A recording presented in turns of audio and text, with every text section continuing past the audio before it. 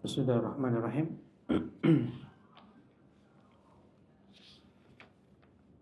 Assalamualaikum warahmatullahi wabarakatuh.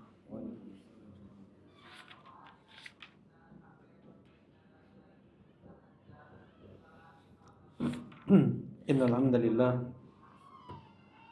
nahmaduhu wa nasta'inuhu wa nastaghfiruh wa na'udzu billahi min shururi anfusina wa min sayyiati a'malina.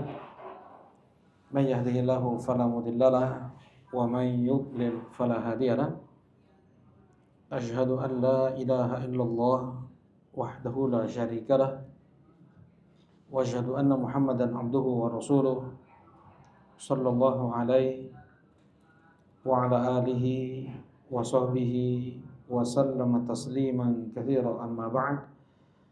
Qala Allah ta'ala fil Qur'anil Karim, ya ayyuhalladzina amanu taqullaha wa qulu qawlan sadida yuslih lakum a'malakum wa yaghfir lakum dhunubakum wa man yuti'illaha wa rasulahu faqad faza fawzan 'azima. Alhamdulillah.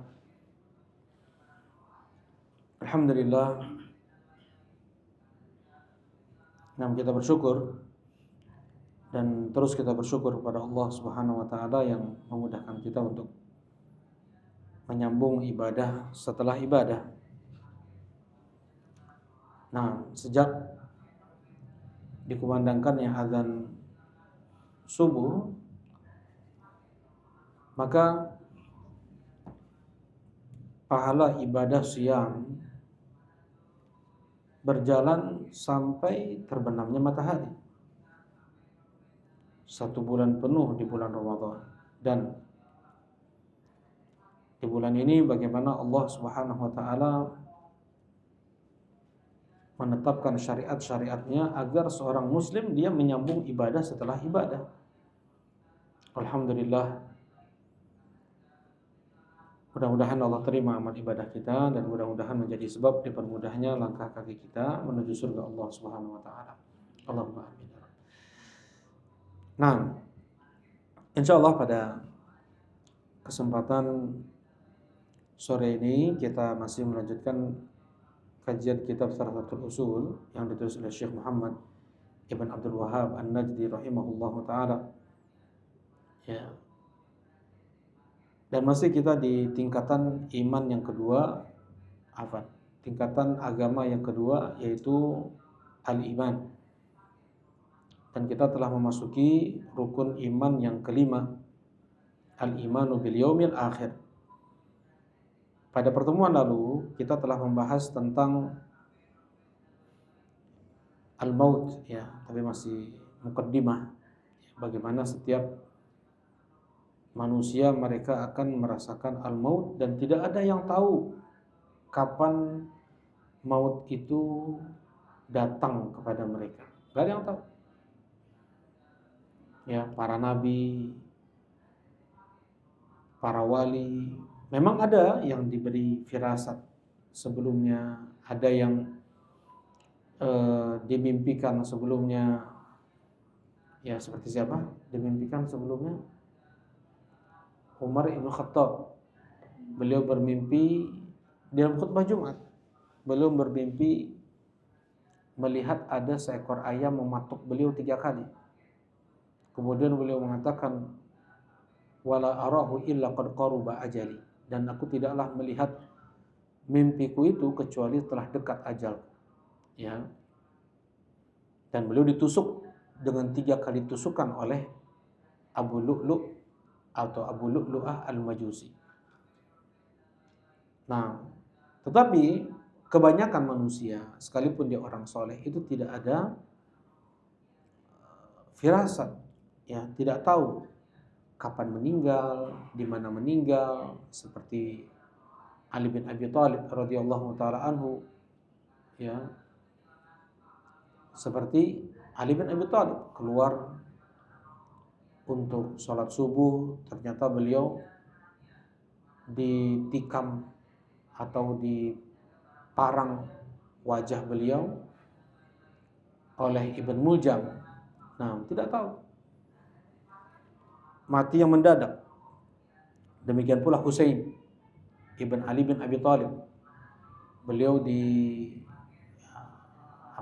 ditipu oleh orang-orang Irak. Ya, dikira mau membaiat, mau kita berperang melawan Yazid. Ya, ternyata tidak ada yang mau membaiat beliau tersebut.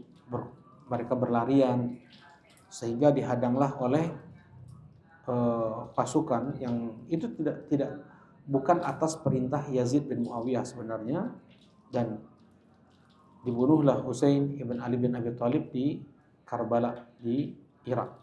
Nah, jadi ada yang diberi firasat, ada yang diperlihatkan oleh Allah Subhanahu wa taala, dan banyak tidak diperlihatkan oleh Allah Subhanahu wa taala. Baik. Nah, kemudian ya yang sebelum kita membaca hadis Bara' ibn Azib, ya, bagaimana proses keluarnya ruh dari jasad, ya. Pada kematian itu ada sakarat, ada juga al-hadrah. Ya, ada al-hadrah. Sakaratul maut yaitu ketika seseorang dia seperti tertutup akalnya. Ya. Nah, dan al-hadrah adalah saat-saat detik lepasnya ruh dari jasad tersebut. Nah, seperti Imam Ahmad rahimahullahu taala, bagaimana beliau didatangi oleh syaitan di penghujung umur beliau. Ya, ketika beliau dalam keadaan sakaratul maut, didatangi oleh syaitan memperlihatkan dirinya seperti orang yang bersedih, ya, futtani ya Ahmad, ya, maksudnya engkau bisa lepas dariku wahai Ahmad, engkau bisa selamat dariku wahai Ahmad, ya. Memperlihatkan dirinya itu sedih syaitan di hadapan Imam Ahmad rahimahullahu taala, seakan-akan Imam Ahmad sudah menang, seakan-akan Imam Ahmad sudah berhasil melewati ujian-ujian dunia. Ya, kata Imam Ahmad, la ba'du, belum. Ya, belum. Nanti. Ya, maksudnya apa? Kalau seandainya Imam Ahmad rahimahullahu taala dia mengikuti apa kata syaitan tersebut, bisa masuk ujub di sana. Ujub di penghujung hidup. Ya, seakan-akan merasa ya ujub, bangga diri, atau bisa atau kibar lah. Ya. Yang seperti ini bisa merusak. Jadi syaitan tidak akan melepas sedetik pun kesempatan, ya, mereka sampai ketika sakaratul maut sekalipun. Jadi memang seseorang akan dikokohkan hatinya ketika sakaratul maut dan ketika hadrah, itu tergantung apa yang memenuhi hatinya. Ya, ketika hati seseorang dipenuhi semuanya itu karena Allah Subhanahu wa taala, ibadahnya karena Allah, dia bekerja karena Allah, dia bahkan berolahraga karena Allah, belajar karena Allah, dia habiskan hidupnya itu karena Allah Subhanahu wa taala, maka Allah Subhanahu wa taala yang memudahkan dia untuk tetap kokoh istiqomah, ya, di atas imannya, di atas tauhidnya, di atas sunnahnya ketika sakaratul maut. Berbeda dengan seseorang yang mereka dipenuhi hatinya dengan dunia, ya, dengan lagu-lagu, dengan musik-musik, dengan kekayaan, dengan dunia, maka itu pula lah justru yang akan, ya, hatinya berkhianat gitu. Ya. Hati seseorang tuh jangankan ketika sakaratul maut, ya, ketika sedang sholat aja seseorang terkadang susah dia untuk khusyuk, ya. Kenapa susah untuk khusyuk? Ketika hatinya itu dipenuhi dengan apa? Dengan dunia sebelumnya. Ketika hati seseorang dipenuhi dengan dunia, ya, dengan maksiat sebelumnya, maka ketika dia ingin menghadirkan hatinya untuk khusyuk itu sulit. Berkhianat hatinya, menolak hatinya. Nah, demikian pula lah ketika sakaratul maut. Ketika datang ujian demi ujian tersebut, hati dia lebih menjauh dari Allah Subhanahu wa taala, bahkan naudzubillah ya. Bahkan ketika kehidupan seseorang dia membenci, ya, seorang ayah sebenarnya, seorang ayah memang nggak suka anaknya pakai janggut, nggak suka anaknya ngaji, baca Quran, ya. Ketika sakaratul maut dicoba ya oleh anaknya ini untuk menyadarkan ayahnya, ya. Kemudian ada satu waktu si ayah ini minta Al-Quran, senang anak ini, mudah-mudahan ini waktunya dia bertobat kembali. Ketika diberikan Al-Quran, Al-Quran tersebut dilemparnya. Ternyata bukan untuk dibaca. Ya, Al-Quran tersebut dilempar oleh si bapak ini. Jadi betul-betul isi hati yang sebelumnya seperti apa menguat ketika sakaratul maut, berkhianat. Nah, tidak membantu dia dalam kebaikan, ya. Nah, di antara yang dapat menolong seseorang untuk bisa husnul khatimah, baik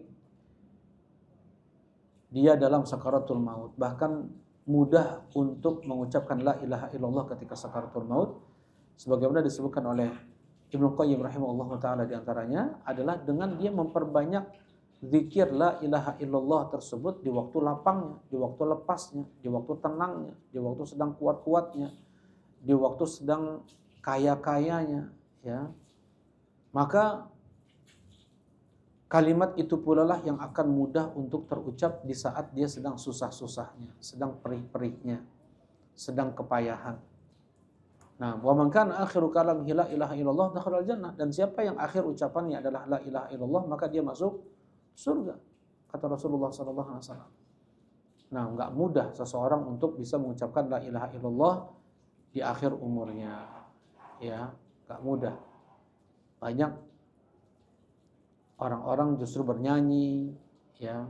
Kemudian dia menyebut nama orang-orang yang dia idolakan, yang dia cintai, entah ibunya, entah ayahnya, entah adiknya, entah istrinya, entah anaknya. Justru yang dia panggil mereka-mereka ini. Ya, tidak dia menyebut la ilaha illallah, sekalipun ditalkinkan kepadanya kalimat la ilaha illallah, menolak. Naudzubillah. Ya. Nah, ketika hati seseorang dipenuhi dengan cintanya kepada Allah Subhanahu wa taala, maka akan mudah dia untuk mendapatkan pertolongan Allah, ya, kekokohan. Kemudian dia bisa mengucapkan la ilaha illallah. Baik. Nah, ini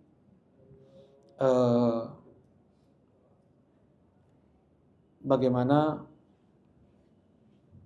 seseorang dia bisa hendaknya akhir yang dia ucapkan adalah la ilaha illallah. Baik. Kemudian, ya, sebelum datang kematian, dia ada juga yang Allah Subhanahu wa taala kirim para malaikat ke para walinya. Ya, sebagaimana firman Allah Subhanahu wa taala di surat Fussilat, ala inna awliya Allah la khaufun alaihim wa lahum yahzanun alladzina amanu innal ladzina qalu rabbuna Allah tsumma istaqamu tatanazzalu alaihimul malaikatu alla takhafu wa la tahzanu wa abshiru bil jannati allati kuntum tu'adun. Ya. Kata Allah Subhanahu wa taala, nah, sesungguhnya mereka yang mengucapkan Rabb kami adalah Allah, dan mereka beristiqomah, dan mereka istiqomah di atas kalimat tersebut, para malaikat turun kepada mereka, tatanazzal, banyak malaikat turun kepada mereka para wali Allah, ya, mereka yang istiqomah di atas kalimat la ilaha illallahnya. Ini ketika sakaratul maut, ya. Turun itu kapan? Ketika sakaratul maut. Tatanazzalu alaihimul malaikatu alla takhafu wa la tahzanu. Kemudian mereka menenangkan dan berkata, jangan kalian takut, jangan kalian sedih. Apa bedanya takut dengan sedih? Apa bedanya? Tidak jelas ya, sebenarnya nggak perlu ditanyain ya. Didefinisikan malah semakin salah ya. Takut adalah rasa sakit hati untuk sesuatu yang akan ditemui. Sedangkan sedih adalah rasa sakit hati yang untuk sesuatu yang telah dilewati. Itu bedanya takut dan sedih. Nah, alla takhafu wala tahzanu. Jangan kalian takut, jangan kalian sedih. Maksudnya apa? Jangan kalian takut. Jangan kalian takut untuk menemui kematian, alam setelah dunia ini, alam barzah. Jangan kalian takuti.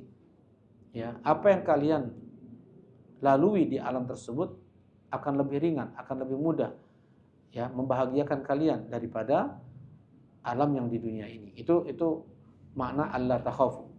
Kemudian wala tahzanu, dan jangan pula kalian bersedih. Bersedih untuk yang kalian tinggalkan. Siapa itu? Keluarga, sahabat, ya, anak, istri, orang tua, kah mungkin, atau harta bendanya. Jangan kalian sedih untuk kalian tinggalkan mereka. Allah Subhanahu wa taala yang akan menjaga mereka. Mana dalilnya? Ya. Dalilnya adalah di surat Al-Kahfi. Allah Subhanahu wa taala menjadikan sebab solehnya seorang ayah, Allah jaga anak keturunannya, Allah jaga harta bendanya. Wa ammal jidar fakana ligulamaini yatimaini fil Madinah wa kana tahtahu kanzul lahuma wa kana abuhuma salihan fa arada rabbuka ayyablugha ashuddahuma wa yastakhrija kanzahuma rahmatan min rabbik wa ma fa'altuhu an amri dzalika ta'wilu ma lam tasti' alaihi sabra. Kata Allah Subhanahu wa taala, wa ammal jidar, ini jawaban dari siapa? Nabi Khidir kepada Nabi Musa. Wa ammal jidar, sedangkan dinding yang hampir roboh yang aku minta engkau untuk luruskan, fakana li ghulamaini yatimaini fil Madinah, itu milik dua anak yatim yang ada di kota. Wa kana tahtahu kanzul lahuma, dan di bawah dinding tersebut ada harta milik mereka berdua. Wa kana abuhuma sholihan, dan ayah mereka itu orang yang soleh. Fa arada rabbuka ayyablugha ashud. Naam. Fa arada rabbuka ayyablugha ashuddahuma wa yastakhrija kanzahuma. Ya. Dan Allah Subhanahu wa taala ingin agar sampai harta tersebut kepada mereka. Coba ya, bagaimana Allah jaga anak yatim, Allah jaga harta ini karena kesolehan sang ayah. Karena kesolehan sang ayah. Nah, jadi jangan takut, jangan bersedih. Jangan kau sedih untuk harta yang kau tinggalkan atau anak yang engkau tinggalkan. Allah yang ngurus mereka. Bahkan dalam riwayatnya, ini 7 turunan ke bawah. Jadi bukan hanya anaknya nih, jadi cucu cicitnya nih. Cucu cicitnya, itu yang Allah jaga. Nah, sampai dijaga bukan hanya ke anaknya langsung, bukan ke cucunya langsung, bahkan ke cucu dari cicitnya itu, anak yang ketujuh, keturunan yang ketujuh. Sebabnya apa? Karena kesolehan seorang ayah. Nah, jadi alla takhafu wala tahzanu. Jangan kalian takut, jangan kalian sedih. Ini untuk para wali Allah, sebelum mereka meninggal, mereka didatangi oleh para malaikat. Nah, jelas ini ya. Nah, ini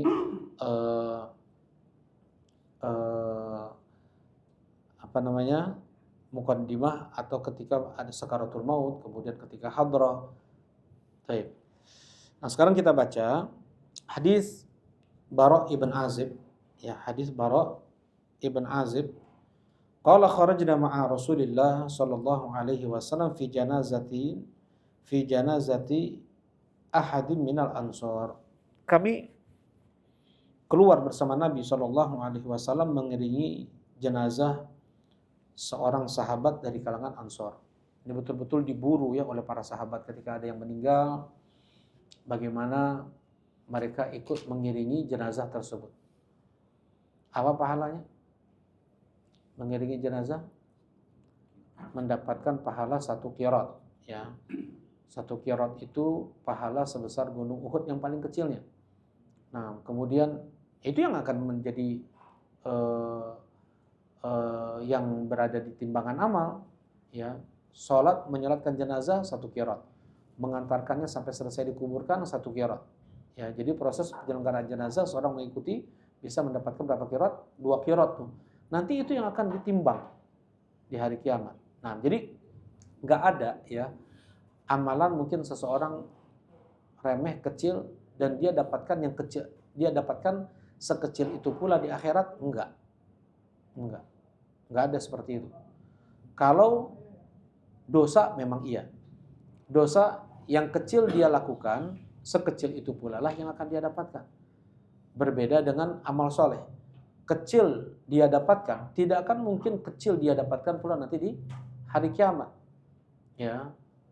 Tetapi berlipat apa yang seseorang lakukan di dunia ini, ya, amalan mungkin yang ringan kayak tadi, sholat jenazah 4 kali takbir cuman, nggak ada ruku, nggak ada sujud, maka Allah Subhanahu wa taala ganti dengan pahala yang itu sebesar gunung Uhud, paling kecilnya, ya. Yang paling kecilnya sebesar gunung Uhud. Kemudian mengiringi jenazah sampai dimakamkan, dia mendapatkan pahala sebesar gunung Uhud kedua. Nah, itu yang akan nanti ditimbang di mizan. Baik. Nah, Rasulullah Shallallahu Alaihi Wasallam dan para sahabat mereka memburu amalan-amalan seperti ini, dan tidaklah terkumpul 4 amalan dalam satu hari kecuali Allah akan jauhkan dia dari neraka. Apa saja itu? Ya, seorang dia berpuasa. Kemudian yang kedua bersedekah. Yang ketiga menjenguk orang sakit. Yang ketiga mengiringi jenazah. Ya, 4. Tidaklah terkumpul 4 amalan ini pada seorang hamba kecuali Allah akan jauhkan dia dari neraka. Apa tadi? Yang 4 Fathan? Dia dalam keadaan berpuasa, dia menjenguk orang sakit, mengiringi jenazah, yang satu lagi sedekah, ya, dia bersedekah. Tuh. Dan ini sulit ya untuk bisa tergabung 4 hal ini. Mungkin mengiringi jenazah enggak setiap hari ada. Begitu juga menjenguk orang sakit enggak setiap hari ada. Mungkin untuk bersedekah bisa setiap hari seorang lakukan. Berpuasa pun apalagi dia pas puasa, pas ada orang sakit, pas ada orang yang meninggal, ini kan enggak dimudahkan untuk setiap orang oleh Allah Subhanahu wa taala. Jadi Allah pilih memang. Allah pilih ya kepada siapa yang Allah kehendaki dari mereka yang bisa untuk mengamalkan 4 amalan ini dalam satu hari. Baik. Kharajna ma'a Rasulillah sallallahu alaihi wasallam fi janazati ahadin minal ansar. Ya, kami keluar mengiringi jenazah salah seorang dari Ansar. Fantahaina ilal qabr wa lam yulhad. Setelah kami sampai di kuburan, ternyata liang lahatnya sedang dibikin, belum selesai. Kuburannya sudah, tetapi liang lahatnya belum. Liang lahat itu apa? Yang menjorok ke dalam, ya. Ya, liang lahat itu yang dibuat kuburan ada, kemudian apa dibuat lagi apa? Liang lahat yang menjorok ke dalam. Jadi kalau seperti di kuburan ya. Nah, bagaimana mayit itu dia menghadap kiblat.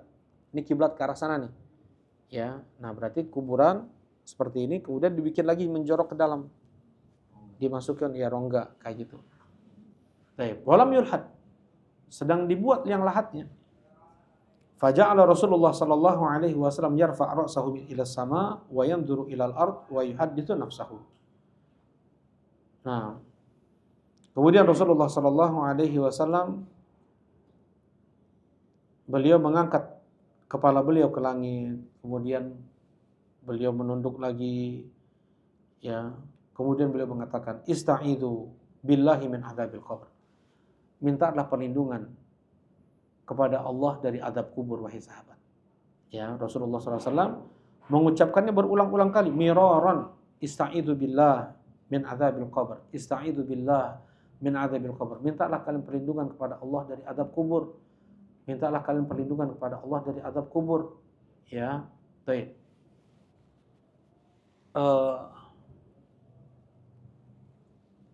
Nah, kemarin sempat ada yang minta doa bagaimana minta dikokohkan ketika sebelum kematian ya.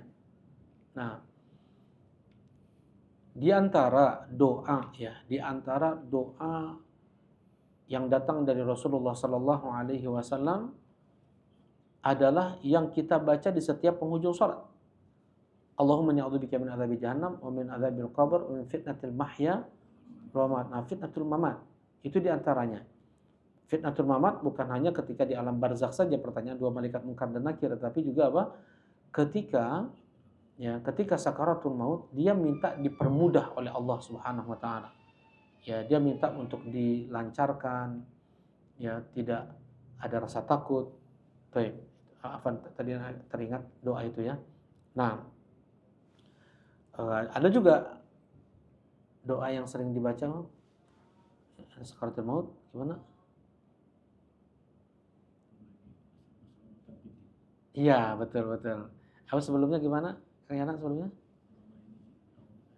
Allahumma nas'aluka ya.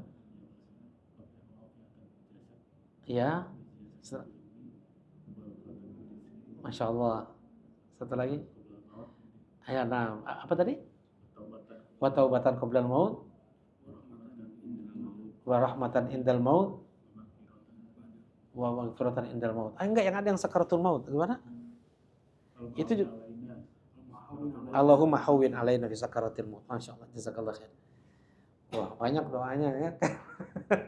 Masya Allah, jazakallah khair kayaknya. Barakallahu fiik. Nah, itu diantaranya juga.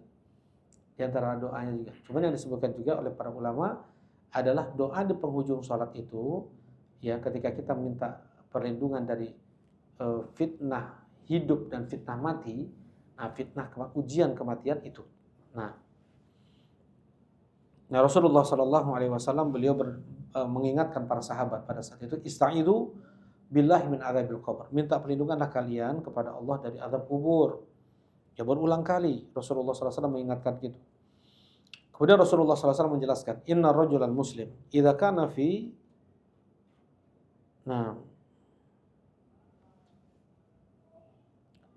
inna rajulan muslim idza kana fi ini ada yang terputus kayaknya satu kalimat nih. Fi iqbal minal akhirah wa inqita' minad dunya.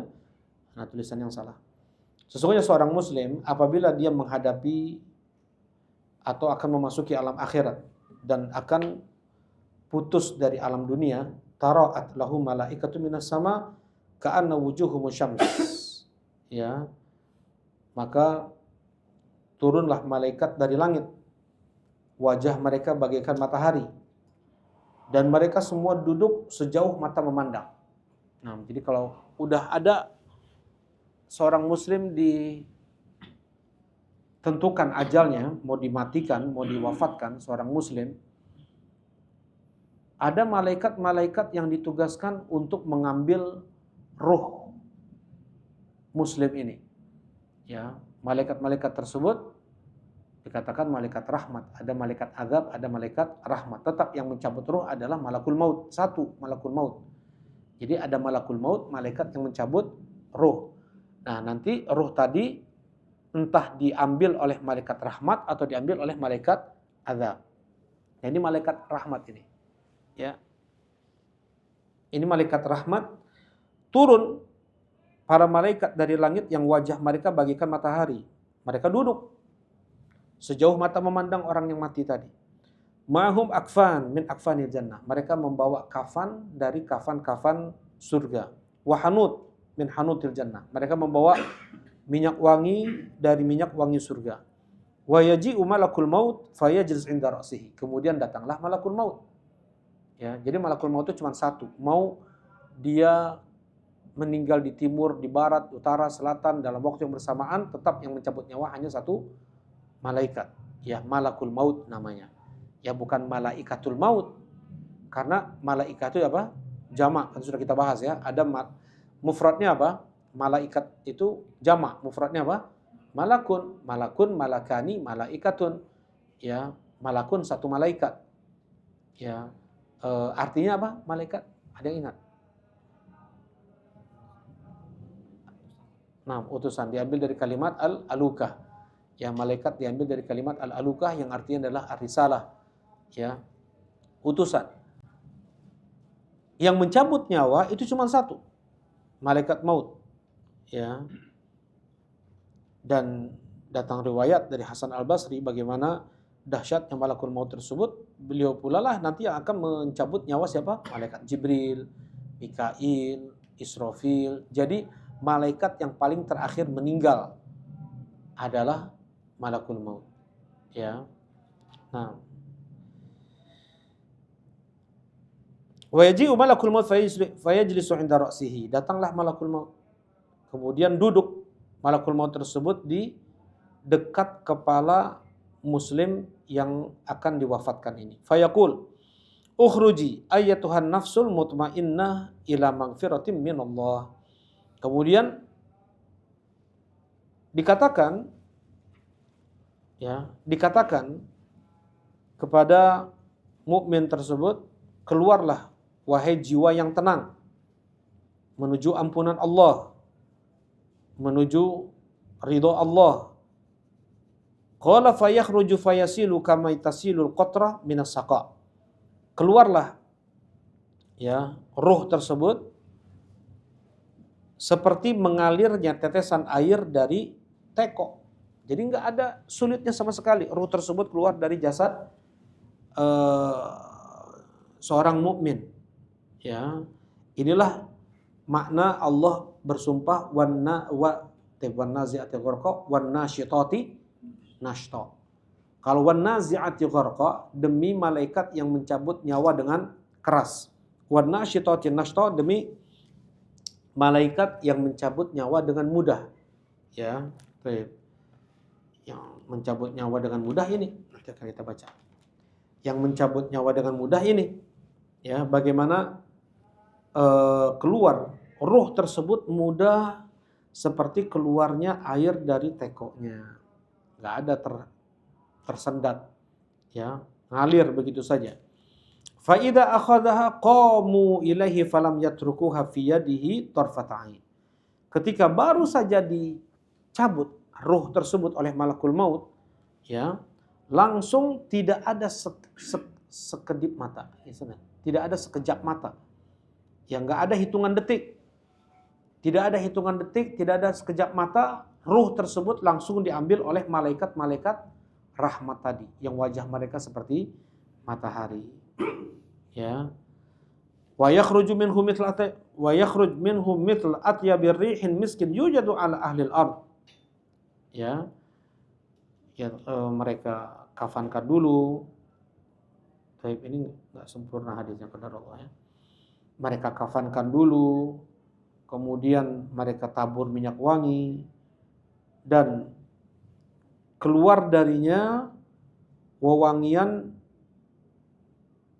yang paling harum didapatkan di muka bumi. Yatasa'aduna bihi, kemudian dibawa naik nih oleh malaikat-malaikat rahmat tersebut. Fala yamurruna ala ahadi minal malaikah illa qala, tidaklah mereka para malaikat yang membawa ruh tersebut melewati para malaikat di langit. Melewati para malaikat di langit. Ya kata Rasulullah SAW, "Lau ra'aitum ma ra'aitu, la dhahiktum qalila wa la bakaitum katsira." Andaikan kalian melihat apa yang aku lihat, kalian akan sedikit tertawa dan banyak menangis. Apa yang kau lihat ya Rasulullah? Tidak ada jarak 4 jari di langit kecuali di sana ada malaikat yang sujud, ruku, bertasbih, bertakbir, bertahmid. Nah, nanti malaikat-malaikat di langit ini ketika melihat ruh mukmin tadi dibawa ke atas naik, ya. Nah, mereka akan bertanya, "Ma hadzal ruhut thayyib?" Siapa ruh baik ini? Qala fayaquluna hadza fulan.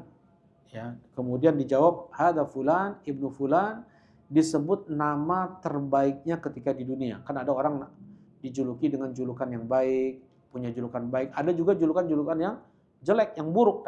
Nanti itu yang kedua nanti. Ya, disebut namanya yang terbaik ketika dia disebut di dunia. Mana nama yang paling dia sukai, itu yang akan disebut oleh malaikat tersebut. Nah, fatuhtahu abwabus sama. Kemudian dibukalah pintu langit. Ya, fatuftahu abwaabus sama. Jadi tidak semua malaikat itu gampang masuk turun naik ke langit. Enggak. Ya, ketika Rasulullah sallallahu alaihi wasallam mi'raj saja, Rasulullah sallallahu alaihi wasallam dibawa oleh Jibril ke pintu langit yang tidak dibuka langsung. Tidak dibuka. Man ma'ak? Penjaga pintu langit tersebut dari malaikat bertanya, "Siapa yang bersamamu wahai Jibril?" "Muhammad." "Awa bu'itsa alaih?" Sudah diutuskah dia? Sudah. Dia memang ada kesibukannya masing-masing. Jadi malaikat itu tidak tahu perkara-perkara apa? Gaib. Apa yang ditugaskan kepada dia hanya itu saja yang dikerjakannya. Ya, nggak ada kepo-keponya, istilahnya ya. Ingin tahu, emang udah diutus ya? Nggak ada. Awaqad bu'itsa alaih? Apakah dia sudah diutus? Qad bu'itsa alaih. Sudah diutus. Baru dibuka pintu langit, baru bisa masuk Rasulullah SAW dengan Jibril ke langit yang pertama. Begitu juga ke langit yang kedua. Ada pintunya. Langit itu ada pintunya. Tidak semua nggak tembus-tembus seperti itu aja enggak. Nah di sini pun demikian juga. Ya. Futihat abwaabus sama. Dibuka seluruh pintu-pintu langit. Ya. Wa yushayyi'uhu min kulli sama'in muqarribuha. Subhanallah. Semua malaikat yang dekat dengan ruh tadi itu ikut mengantarnya, ikut mengantar ke langit yang pertama, nanti yang di langit pertama ngantar ke langit yang kedua, malaikat ikut mengantarnya, ikut mentasyi', ya ikut mengantar. Hatta idan tahil sam'i sabi'ah, sampai ke langit yang ketujuh. Qila uktubu kitabahu fil illiyin. Kemudian dikatakan tulislah ketetapannya itu di illiyin, ya di tempat yang paling atas di surga. Qala fayuktab, ya kemudian ditulislah. Qala tsumma yuqal arji'uhu ilal ardi. Kemudian dikatakan kembalikan lagi dia ke bumi. Kembalikan kembali dia ke bumi, ya. Fa inna minha khalaqnahum wa fiha nu'iduhum wa minha nukhrijuhum taratan ukhra. Ya karena dari bumi aku ciptakan mereka dan ke dalam bumi kami kembalikan mereka dan dari bumi kembalilah kami keluarkan mereka. Fayaj'al fi jasadihi fayatihi al malaikah, kemudian dikembalikanlah ya ruh tersebut ke jasadnya. Kapan itu? Setelah masuk ke dalam liang lahat, baru dikembalikan ruh ke dalam jasad. Ya. Nah, jadi ada enggak yang namanya roh gentayangan? Ini arwah orang yang sudah mati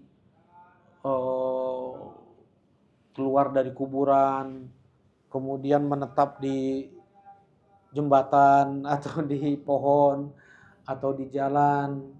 Ya, tapi memang kalau dilihat sebagian memang ada yang menyerupai orang yang sudah mati tersebut. Ya. Yang bergentayangan itu. Bagaimana itu Bang Fenis? Jadi apa yang bergentayangan itu? Nah itu jin, syaitan untuk merusak anak Adam, ya iman anak Adam, ya. Nah, baik. Jadi ruh setiap orang itu dikembalikan ke jasadnya. Ya gimana kalau nggak ada jasadnya? Nanti akan kita bahas lagi. Alam barzakh nanti. Maksudnya jasadnya udah hancur nih. Ada orang dimakan ikan. Ikan dimakan ikan lagi. Ikan tersebut dimakan ikan lagi. Udah jadi yang keberapa tuh? Ya, atau dimakan singa. Singa nanti dimakan sama hiena. Hiena dimakan sama belatungnya semua, dimakan sama burung, macam-macam. Udah nggak ada lagi jasadnya tuh. Ya. Kemudian juga ada yang dikremasi ya. Nah, udah nggak ada lagi jasadnya, tetap mereka berpindah ke alam barzakh namanya. Nanti akan kita bahas alam barzakh. Baik.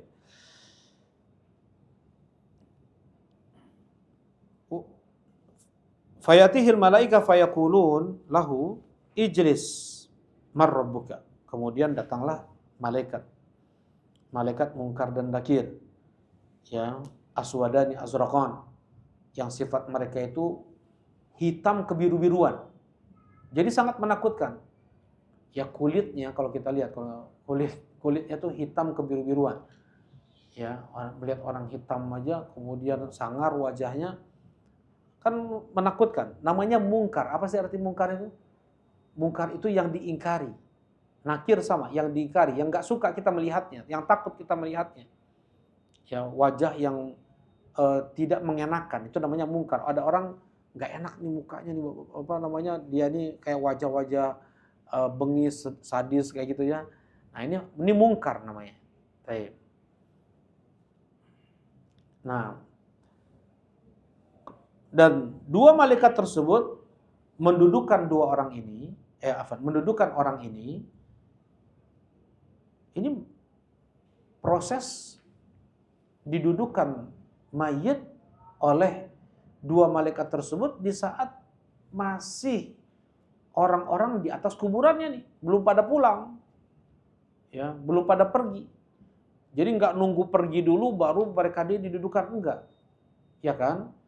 Ya, jadi masih di atas, masih sedang siap-siap, masih masih apa namanya, batu untuk dipasang di kepala gitu, masih dia sudah didudukan, ya. Karena Rasulullah Shallallahu Alaihi Wasallam ketika baru selesai menguburkan jenazah, beliau langsung mengingatkan para sahabat, salu li akhikum at-tatsbit.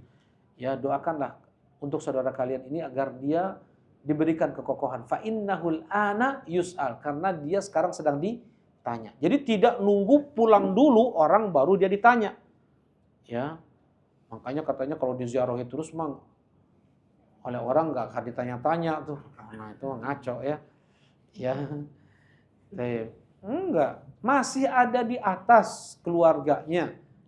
Dia sudah ditanya, sedang ditanya. Karena itu doa kita ketika baru menguburkan jenazah adalah Allahumma tsabbithu, Allahumma tsabbithu, Allahumma tsabbithu. Ya Allah, kokohkanlah dia, kokohkanlah dia. Berikanlah kekuatanmu, berikanlah kekuatan kepada dia untuk bisa menjawab marrabbuka. Nah di sini.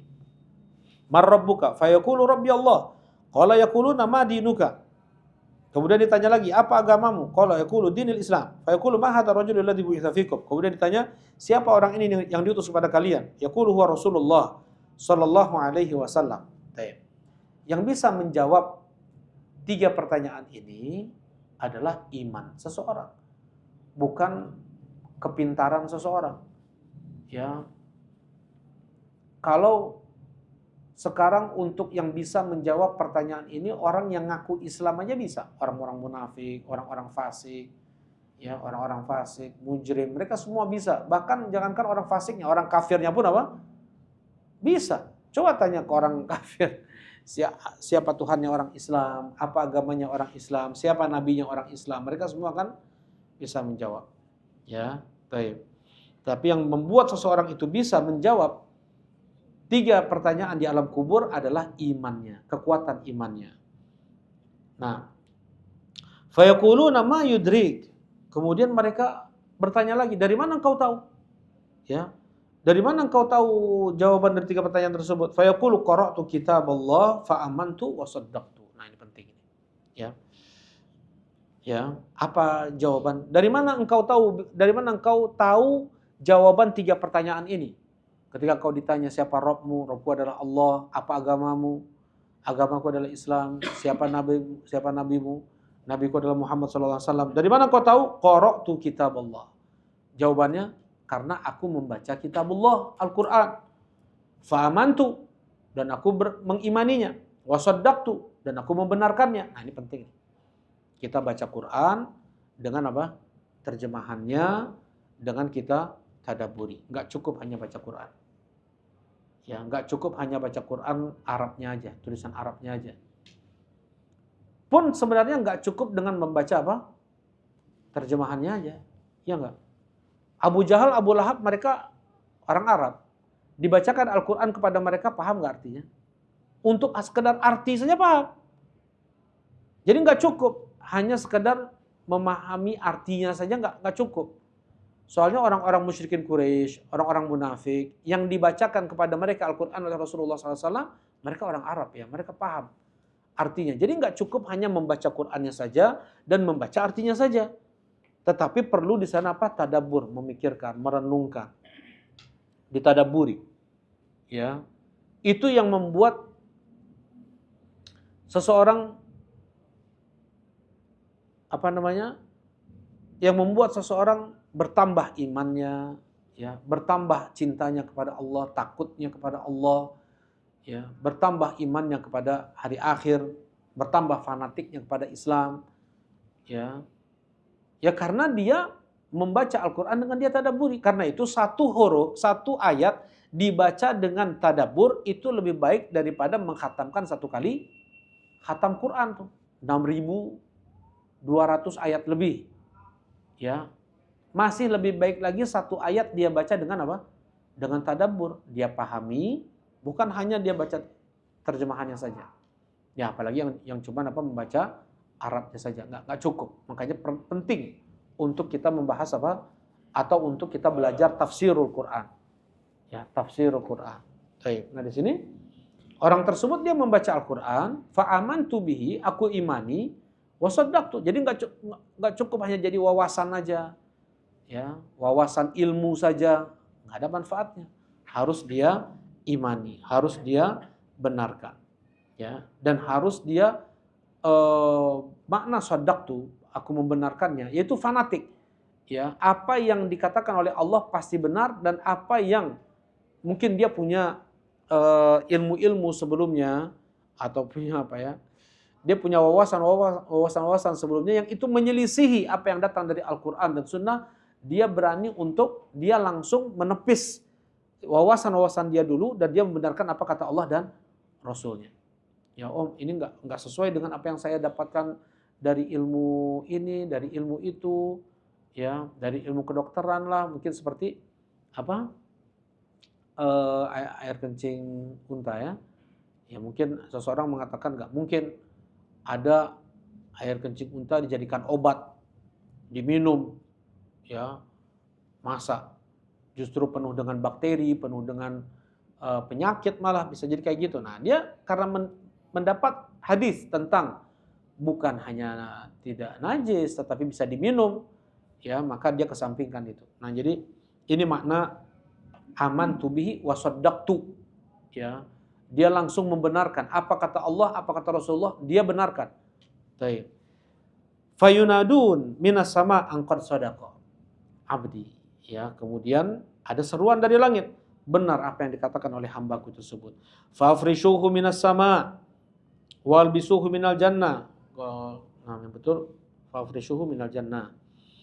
Ya, gelarlah permadani surga untuk dia di kuburan tersebut, wa albisuhu minal jannah, dan pakaikanlah pakaian dari surga, wa aruhu manzilahu minal jannah, dan perlihatkanlah tempatnya di surga. Subhanallah.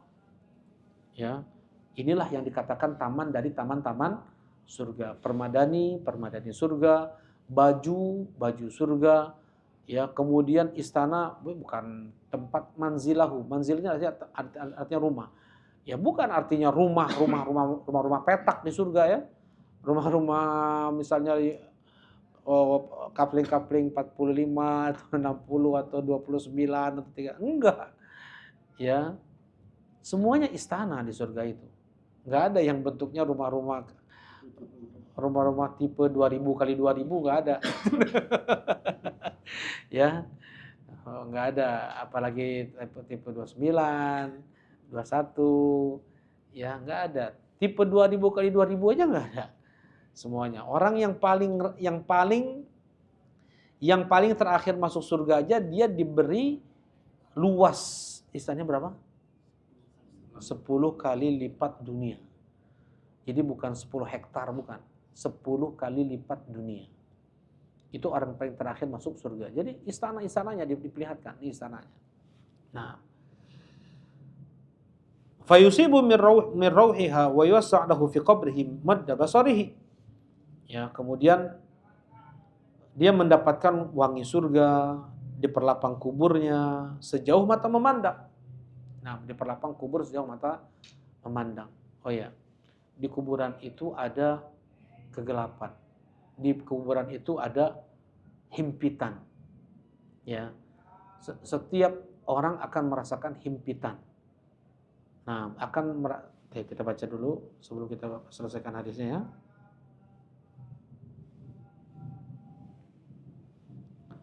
Pertama, di dalam kubur itu ada zulmah, kegelapan. Ya, hadis dikeluarkan oleh Imam Muslim rahimahullahu taala, inna hadhil kubur mali'atun zulmah. Sesungguhnya kuburan ini sangat dipenuhi dengan kegelapan. Ala ahliha, bagi penghuninya. Wa innallaha yunawwiruha alaihi bisolati. Dan sesungguhnya Allah Subhanahu wa taala menerangi kubur mereka dengan salatku. Ya. Dan sesungguhnya Allah menerangi kubur mereka dengan salatku. Baik. Di antara doa kita untuk orang tua yang sudah meninggal, ya. Di antaranya adalah Allahumma nawwir qabrahu. Ya Allah, terangilah kuburannya. Ya, ini pun doa Rasulullah SAW untuk Abu Salamah. Abu Salamah itu saudara sesusuannya Rasulullah SAW. Ya, beliau ini yang kemudian istri Abu Salamah ini yaitu Ummu Salamah, ya, dinikahi oleh Rasulullah SAW. Nah, Abu Salamah ini, ketika Abu Salamah meninggal, Rasulullah SAW berdoa, Allahumma rfa' darajatahu fil mahdiyyin. Ya Allah, tinggikanlah derajatnya fil mahdiyyin, di kalangan orang-orang yang mendapatkan petunjuk. Nah, di antara doa Rasulullah SAW, wa nawwir qabrahu. Ya Allah, terangilah kuburan Abu Salamah. Untuk orang soleh saja. Ya, Abu Salamah luar biasa, sahabat soleh, tetap didoakan oleh Rasulullah SAW agar kuburannya diterangi oleh Allah Subhanahu Wa Taala. Sekarang sebagian ulama saja, kalau sebagian ulama yang sekarang ini, mereka ini ketika engkau mau tahu seberapa besar nikmat yang Allah berikan kepadamu, pejamkan matamu. Oke. Maksudnya kita sekarang nikmat luar biasa. Kan kita ingin terang ya. Mau tidur aja kita lampu dimatiin, karena mau tidur aja. Setelah itu kita maunya apa? Terang. Ya, nggak mau kita gelap-gelapan. Ya, gelap itu sempit. Dia nggak bisa berjalan. Orang yang Allah berikan ujian, musibah, nggak bisa melihat, bagaimana tuh? Nggak bisa pergi kemanapun yang dia suka. Ya, dia dituntun oleh orang. Nah, di antara doa kita untuk orang kerabat yang kita cintai yang sudah meninggal adalah Allahumma nawwir qabrahu. Ya Allah, terangilah kuburannya. Kalau untuk laki-laki, qabrahu. Kalau untuk perempuan, misalnya untuk ibu atau untuk nenek, qabraha. Allahumma nawwir qabraha. Ya. Kalau misalnya kita minta doanya itu untuk semua kerabat kita yang sudah meninggal, Allahumma nawwir qabrahum. Ya Allah, terangilah kuburan-kuburan mereka. Baik. Dan sholatnya Rasulullah SAW itu menerangi kuburan mereka. Ya, wa innallaha yunawwiruha alaihim bisolati. Dan sesungguhnya Allah Subhanahu Wa Taala menerangi kuburan mereka itu dengan salatku. Jadi ini kejadiannya, ada ibu-ibu yang suka membersihkan Masjid Nabawi. Jadi kan atap Masjid Nabawi itu dari anyaman daun kurma, ya, dari anyaman daun kurma. Kemudian ada aja burung-burung di atas, udah kering, berjatuhan kan? Jatuhan. Ini yang diambil-ambil nih oleh ibu tersebut. Selalu ada kotoran-kotoran itu. Nah, kemudian meninggal di waktu malam dan Rasulullah SAW tidak dibangunkan oleh para sahabat, ya, langsung saja oleh para sahabat diurus jenazahnya, ya, dikuburkan di malam itu juga. Di pagi harinya Rasulullah nggak lihat ibu itu, mana yang biasa bersihkan masjid. Ya, kata para sahabat, meninggal tadi malam ya Rasulullah dan kami sudah urus jenazahnya tadi malam. Ya, Rasulullah bilang, harusnya kalian kasih tahu aku tadi malam itu menyolatkannya. Sekarang tunjukkan di mana kuburannya. Nah, kemudian Rasulullah SAW menyolatkan jenazah ibu tersebut di kuburannya. Ini satu dalil di antara beberapa dalil yang lain. Rasulullah SAW itu menyolatkan jenazah di kuburan. Ya, menyolatkan jenazah ini maksudnya apa? Bukan artinya menyembah jenazah. Ya, maksudnya apa? Mendoakan. Maksudnya adalah mendoakan jenazah. Menyolatkan jenazah artinya mendoakan jenazah. Ya, tidak ada ruku, tidak ada sujud, tidak ada bentuk memuliakan. Ya, kalau ruku, sujud kan itu memuliakan tuh. Gak ada ruku, gak ada sujud. Hanya mendoakan jenazah saja. Ya, tuh, lihat tuh. Katanya nggak boleh sholat di kuburan. Masih juga tuh sholat di kuburan katanya. Ini sunnah Nabi SAW. Ya, bagi kita yang belum menyolatkan jenazah saudara kita atau keluarga kita atau teman kita, ya, bahkan mungkin kakek nenek kita dulu karena nggak tahu, nggak ada batasan waktunya. Misalnya dulu nggak sempat pas meninggal langsung dikuburkan, nggak sempat untuk menyolatkan misalnya, bisa kita sholatkan, ya bisa kita sholatkan, walaupun udah 7 tahun, udah 10 tahun misalnya, nggak apa-apa, karena nggak ada batas waktu di sini. Ya, yang sebagian ulama mengatakan batas waktunya adalah 1 hari, batas waktunya adalah 1 pekan, batas waktunya 1 bulan, 1 tahun, nggak ada dalilnya, nggak ada dalilnya. Ya, jadi kalau kita belum menyolatkan jenazah siapa yang kita cintai, sholatkan aja, ya, sholatkan aja. Nah ini untuk yang kuburan itu gelap dan diterangi dengan sholat. Nah, ini sholatnya Rasulullah SAW khusus atau tidak? Ya, tentunya tidak ya, karena kuburan seorang mukmin dia di perlapang sejauh mata memandang, berarti bisa lihat. Kemudian yang kedua adalah dogtoh. Apa itu dogtoh? Ya, atau dhammatul qabr atau dogtotul qabr, yaitu tekanan, himpitan. Ya, orang yang di dalam kubur dia akan terhimpit semuanya. Nah, hadisnya ya, inna lil qabri doghtah, sesungguhnya pada kuburan itu ada himpitan. Lau kana ahadun najian minha, kalau seandainya ada orang yang selamat dari himpitan kubur, naja minha Sa'ad ibn Mu'ad, maka akan selamatlah Sa'ad bin Mu'ad. Ya, Sa'ad ibn Mu'ad. Siapa Sa'ad bin Mu'ad ini? Seorang kepala suku dari suku Aus kalau tidak salah ya. Nah, beliau ini seorang pemuda, hidupnya dalam Islam nggak sampai berapa tahun nih, nggak sampai tahun 4 ya, mungkin nggak sampai 7 tahun, nggak sampai 8 tahun berislamnya, ya. Tetapi berkah betul umurnya itu. Ya, ketika perang Uhud, ya ketika perang Khandaq itu dibuktikan betul. Ya Rasulullah, kami dulu masa jahiliyah bukan Islam, kami kami nggak jago kandang Rasulullah. Kami datangi musuh. Jadi jangan nunggu musuh masuk ke Madinah. Kita sambut musuh di luar Madinah ke Uhud. Nah, itu kata Sa'ad bin Mu'ad. Ya, kan itu yang bikin geram Abdullah ibn Ubay bin Salul. Kalau Abdullah bin Ubay bin Salul, Rasul munafikin inginnya udah kita tunggu aja di Madinah, mereka masuk kita hantam mereka di Madinah. Kata Sa'ad bin Mu'ad, ya Rasulullah, kita enggak. Kita dulu masa jahiliyah, belum ada Islam aja kita datangi orang. Ya, enggak masa dalam Islam kita tunggu mereka datang, enggak bisa. Kita enggak jago kandang. Ya, kita hadang mereka di sana. Baik. Nah, Sa'ad bin Mu'ad. Meninggal Sa'ad bin Mu'ad, bergetar arsy Rahman. Bergetar arsy Rahman. Arsy Allah, makhluk Allah yang paling besar. Makhluk Allah yang paling besar bergetar karena meninggalnya Sa'ad bin Mu'ad, ya. Taharraka lahu arsyur rahman wa futihat lahu abwabus sama. Ya, dibuka seluruh pintu langit ketika meninggal Sa'ad bin Mu'ad. Terbuka pintu langit seluruhnya. Syahida sab'una alfan minal malaika, dipersaksikan dihadiri jenazahnya oleh 70.000 malaikat. Ya. Pun mendapat apa? Dogtoh tadi. Mendapat himpitan kubur tadi. Nah, apalagi kita tuh. Ya, kita mah nggak ada bandingannya dengan Sa'ad bin Mu'ad, itu udah pasti. Ya, mau ulama sehebat apapun sekarang ini tidak akan bisa mencapai derajat tingkatan para sahabat. Apalagi Sa'ad bin Mu'ad. Ya, mereka bukan sembarangan sahabat beliau ini. Nah, tetapi disebutkan oleh sebagian ulama yaitu Syekh Ibnu Utsaimin rahimahullahu taala, ya. Ada himpitan azab, ada himpitan sayang. Ada himpitan azab, ada himpitan sayang.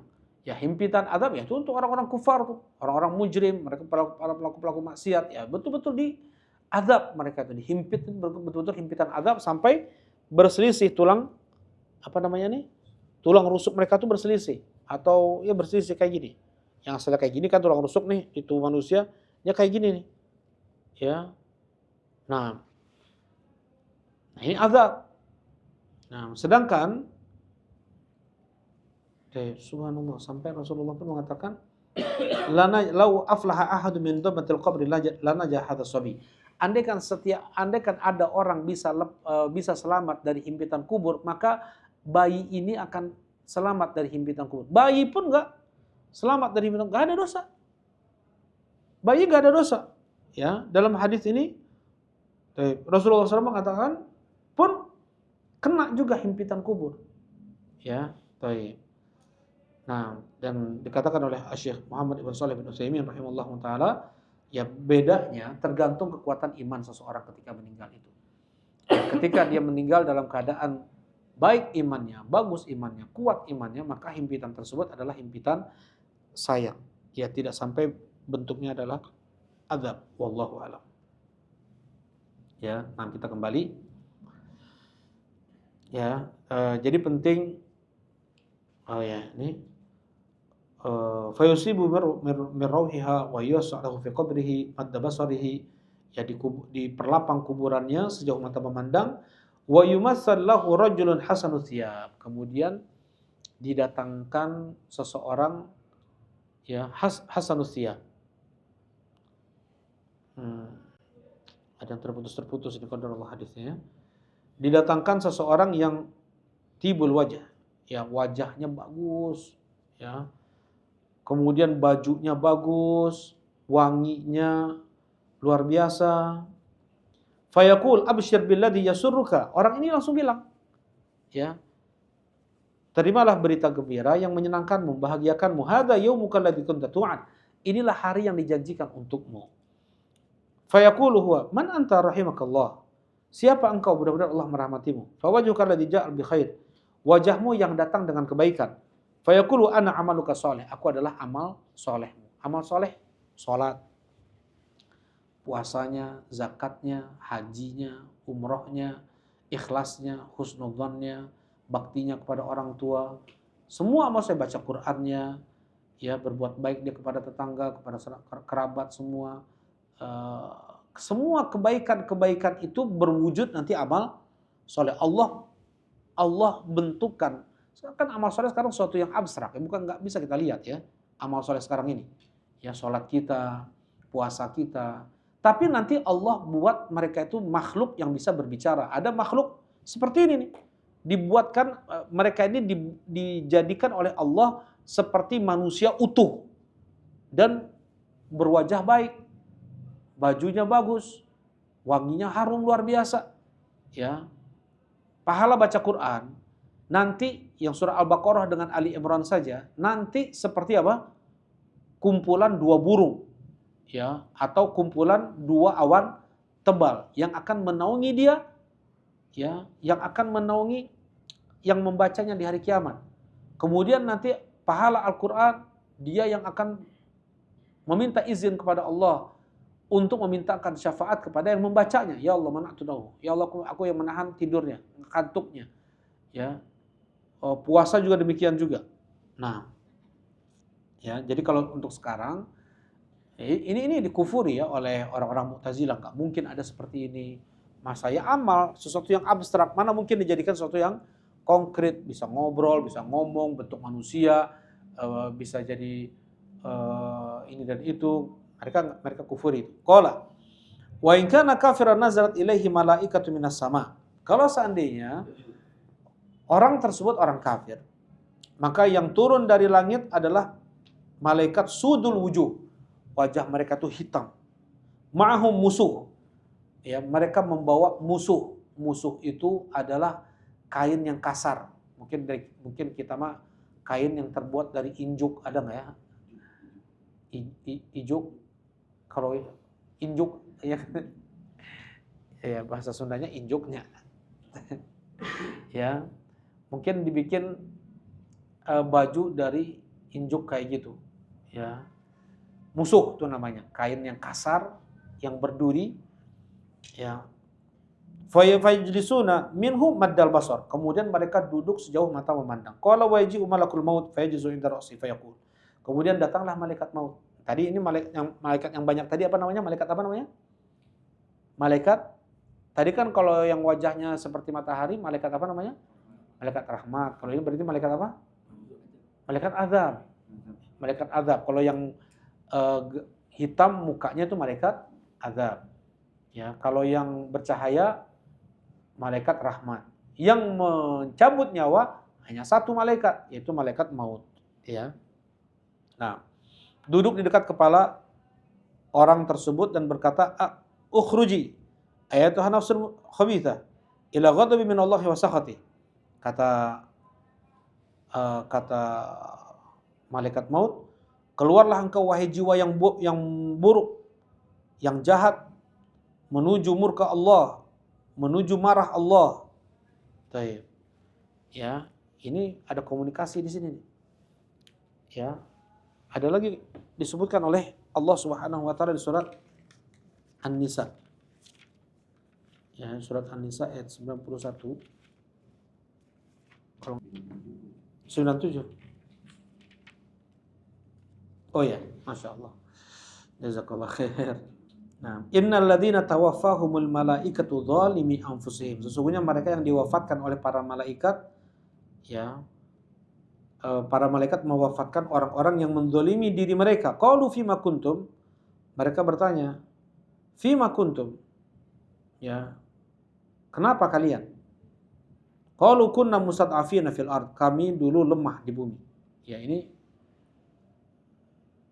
sedang bicara kepada orang Islam, orang yang beriman. Tetapi dia nggak mau hijrah dari negeri kafir. Ya, kapan satu negeri dikatakan negeri kafir, Abu Abyan? Kapan satu negeri dikatakan negeri Islam, Abu Abyan? Apa itu syiar Islam? Yang paling puncaknya adalah azan. Nah, yang kedua, sholat 5 waktu berjamaah di masjid, sholat Jumat, sholat Id, dan itu menyeluruh. Kalau ada syiar seperti di satu negeri, maka negeri tersebut dikatakan negeri Islam. Kalau tidak ada syiar tersebut di satu negeri, maka negeri tersebut negeri kafir. Rasulullah SAW, beliau mendengar dulu azan dari jauh di subuh hari fajar. Ada nggak azan di negeri tersebut? Kalau seandainya tidak ada azan, Rasulullah serang, sekalipun ada orang Islam dalamnya.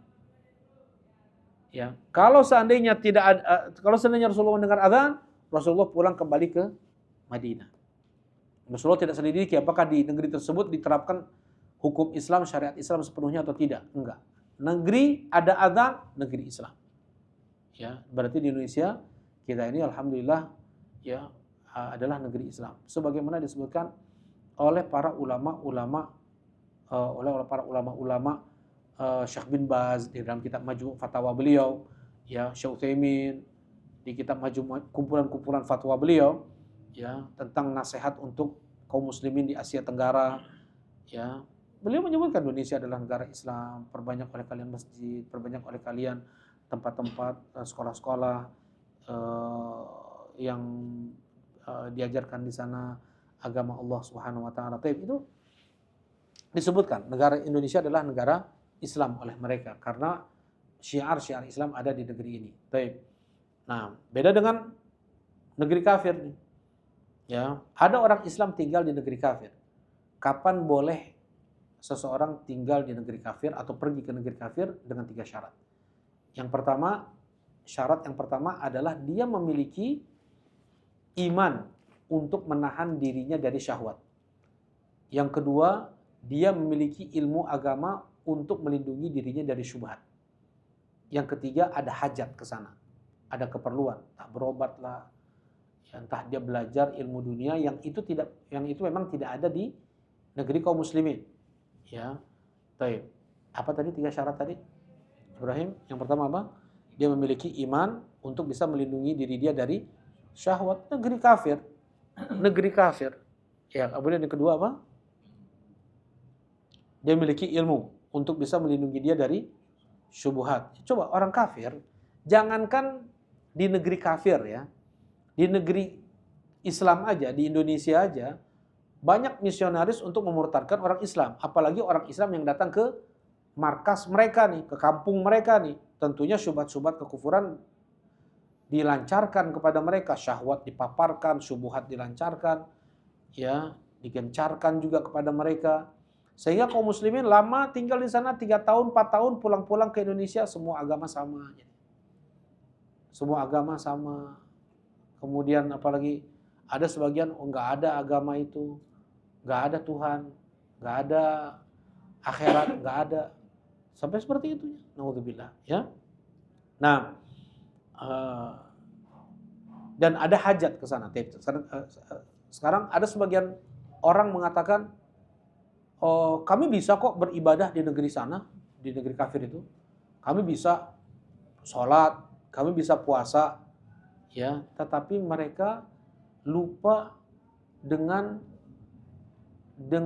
apakah mereka mempunyai ilmu untuk bisa membentengi diri mereka dari syubhat, ataukah mereka bisa membentengi diri mereka dari syahwat. Kan seperti itu. Orang yang pergi ke sana sedikit yang selamat, ya. Sedikit yang selamat. Bahkan ada teman orang Somalia, ya, orang Somalia, mereka pergi ke Inggris, ya sudah beranak cucu di sana. Ya, mungkin ya bapak mereka lah yang asli orang Somalianya, ya. Anak-anaknya udah lahir di sana. Kebanyakan orang-orang Somalia itu hufadzul Quran mereka, ya, para penghafal Quran. Nah, murtad, dan mereka bilang yang murtad ini, saya ingin melepaskan Al-Quran dari ingatan saya, gimana caranya nih? Udah sampai seingkar itu gitu, ya. Mau melepaskan Al-Quran dari hafalannya. Naudzubillah. Kita gimana bisa hafal Quran? Ya, kalau orang udah murtad ya kayak gitu. Dia udah nggak lihat lagi Islam agama yang benar. Naudzubillah. Baik. Qalu kunna mustad'afina fil ard. Ya. Kami dulu lemah di bumi. Qalu alam takun ardullahi wasi'atan fatuhajiru fiha. Kata malaikat-malaikat tersebut, ini qalu berarti kayaknya malaikat azab nih, bukan malaikat maut nih. Ya, banyak malaikat tersebut bilang, bukankah negeri Allah itu luas sehingga kalian bisa hijrah ke sana? Ya, jangan alasan nggak bisa melakukan ibadah ini, ibadah itu karena negeri kami tidak mendukung. Ya udah hijrah. Ya, karena Allah ciptakan kalian untuk beribadah. Kenapa kalian tetap tinggal di negeri yang kalian tidak bisa beribadah di sana?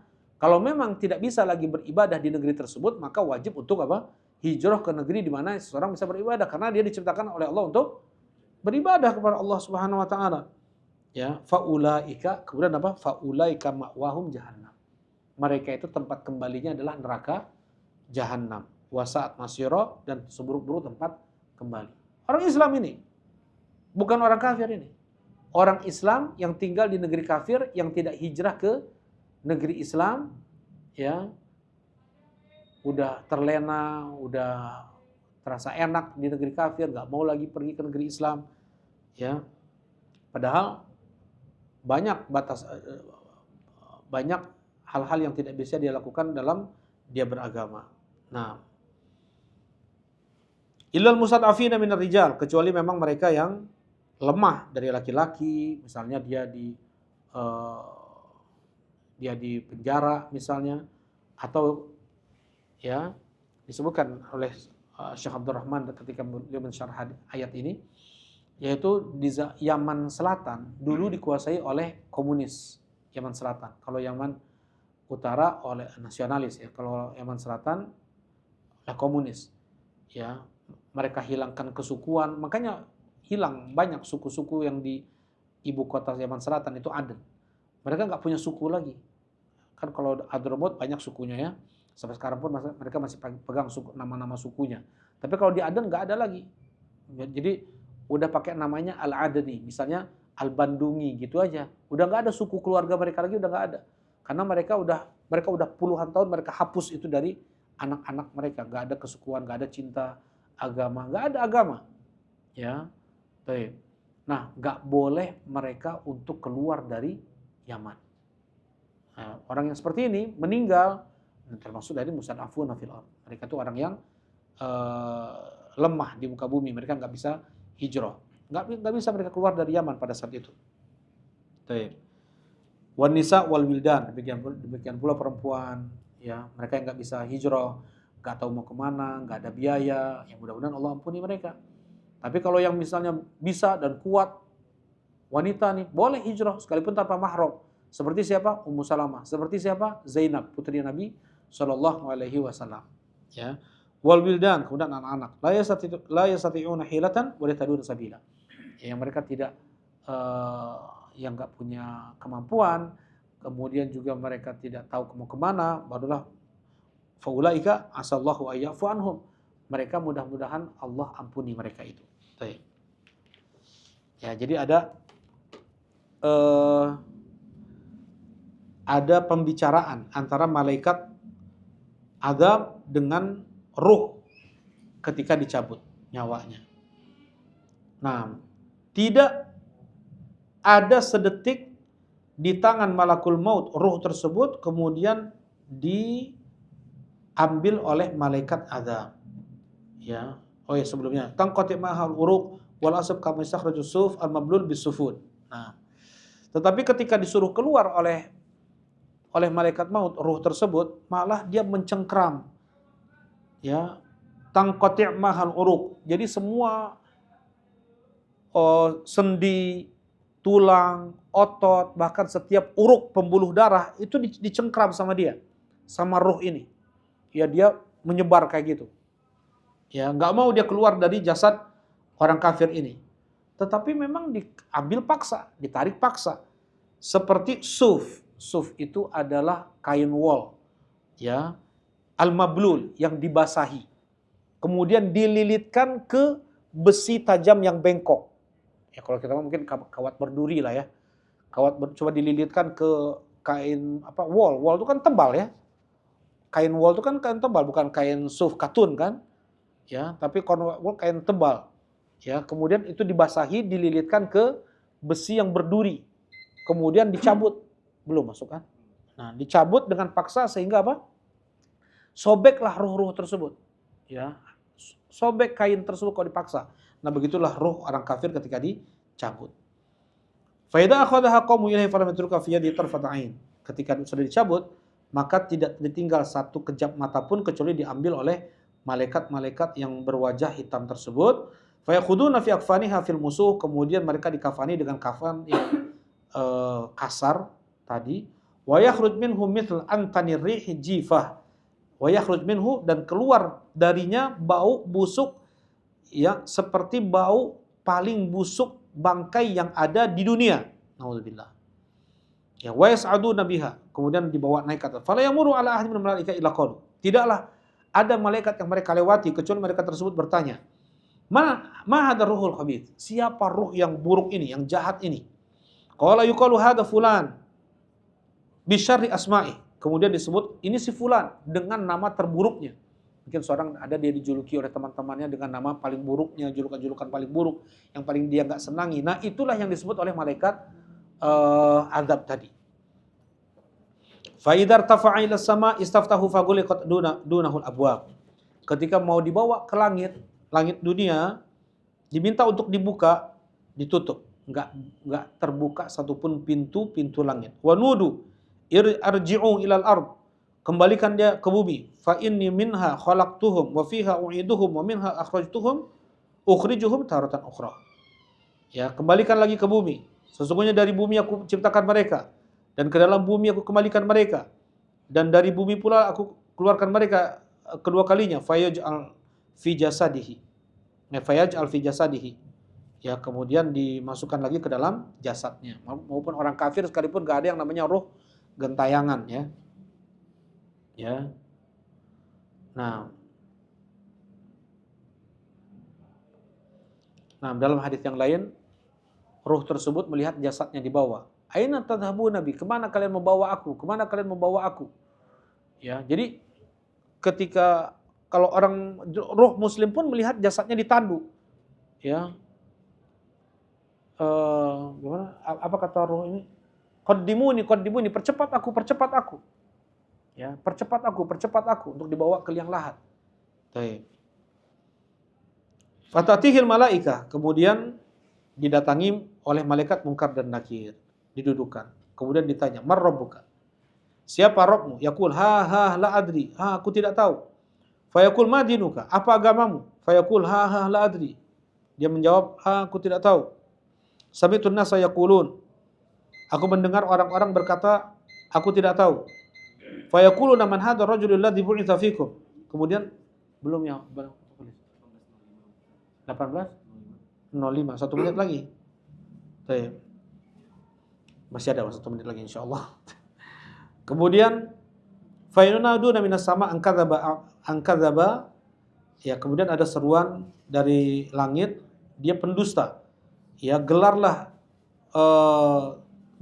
permadani dari neraka, pakaikan pakaian dari neraka, perlihatkanlah tempat duduknya di neraka, ya penjaranya di neraka, kemudian diperlihatkan tempat tinggalnya di neraka, kemudian masuk panas, hawa panas neraka tersebut ke kuburannya, wa yudayyaqu alaihi qabruh, dipersempit kuburannya, hatta takhtalif adla'u, sampai masuk tulang rusuknya itu satu sama lain. Wa yumatsalahu rajulun qabihul wajh, kemudian didatangkan seseorang yang buruk wajahnya, buruk pakaiannya, busuk baunya. Kemudian orang ini bilang, ya, terimalah berita gembira yang membuatmu buruk. Hadza yaumuka alladzi kunta tu'an. Inilah hari yang dijanjikan untukmu. Fa yaqulu man anta wailak? Siapa engkau? Fa waladhi wajhuka alladzi ja'a bisyarr. Wajahmu wajah yang membawa keburukan. Kemudian dia berkata, aku adalah amalanmu, aku adalah perbuatanmu yang perbuatan maksiatmu, aku adalah dosamu. Fa huwa yaqul ya Rabb la taqumis sa'ah. Kemudian orang ini berkata, ya Allah, jangan engkau tegakkan hari kiamat. Nah, ini akhir dari hadis Bara' Ibn Azib, ya. Hadis panjang tentang keadaan ruh ketika cabut. Dan ini yang dijadikan dalil untuk khutbah. Untuk khutbah ketika setelah ketika setelah dikuburkan mayit. Dan ini salah, ya. Cuman satu kali ini Rasulullah SAW. Gak ada namanya khutbah setelah di penguburan, itu gak ada. Ya. Nah, dan ini pun Rasulullah ucapkan ketika sedang proses penguburan, bukan setelah penguburan. Nah, jadi nggak ada sunnahnya untuk ada khutbah atau ceramah, tausiah ketika setelah penguburan. Ada sesekali sedang proses penguburan. Barakallahu fikum. Mungkin ini yang dapat disampaikan. Alhamdulillah. Wassalamualaikum warahmatullahi wabarakatuh.